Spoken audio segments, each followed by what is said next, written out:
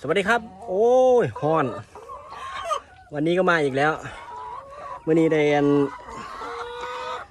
หญ้ามาให้เพิ่นกินหญ้าอิสราเอลมาให้เพิ่นซิมเบิ่งกินอยู่ได้เลยครับ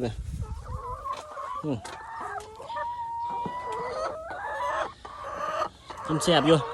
นึกว่าเพิ่นสิบ่มักคือกันนึกว่าสิกินแต่แหนแดงบ่แม่นแหนแดงมันเบิดก็เลยทดลองปลูกหญ้าอิสราเอลเบิ่งเทียมันได้ผลเป็นจังได๋ก็รอติดตามชมเลยนะครับเด้อ